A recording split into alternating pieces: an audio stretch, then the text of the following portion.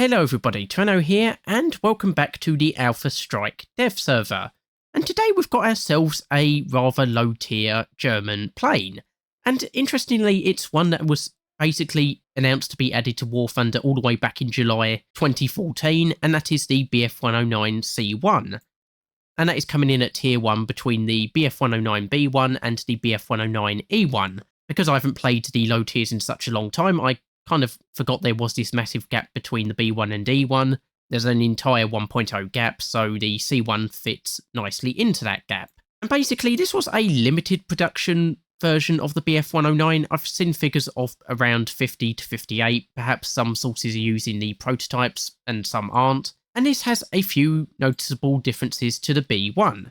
So for one, it's got a more powerful engine. The B1 has the Yumo 210D, which when stock has a 568 horsepower engine. This uses the Junkers Yumo 210G, and in its stock configuration has a 583 horsepower engine. And when it comes to armament, the B1 only has the two 7.92mm machine guns on the nose.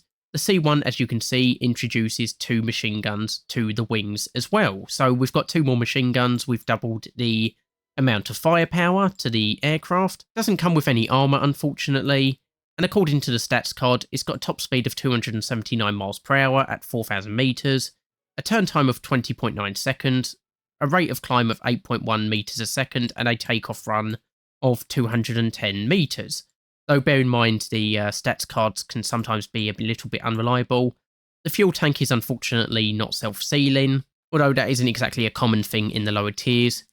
And you've got your default ammo belt with APT, API and adjustment incendiary bullets. Then you've got your universal belt with a mix of all of the bullets. You've got your tracer belt, which is just armor piercing tracer. And then you've got your stealth belt, which is adjustment incendiary and armor piercing bullets. And unfortunately, no unique modifications to unlock here. So we'll take this out for a very quick test drive just to see how it performs. So here we are. This is what it looks like on the ground. And unfortunately, that's weird, it's saying that the cockpit hasn't been downloaded yet. I'm pretty sure I have got everything downloaded. I've, checked that this is all fully updated, and this is the second day of the dev server, and I've been on and off quite a few times. Not sure if I need to do something manually there, but as you can see, we've taken off pretty quickly.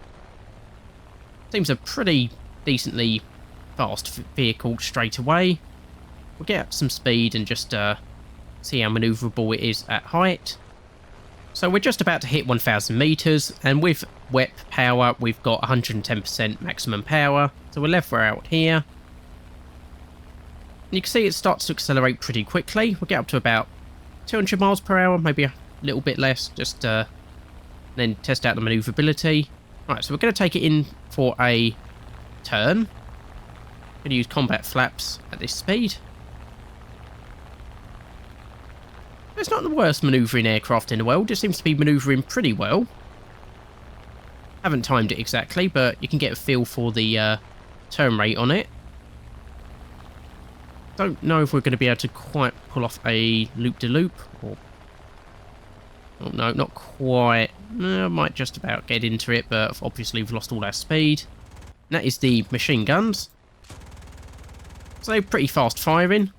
But of course they are small caliber machine guns. At the lower tiers, that's all you really need. And here's how it is in a stall. And going into a dive does seem to have caused fuel starvation a little bit.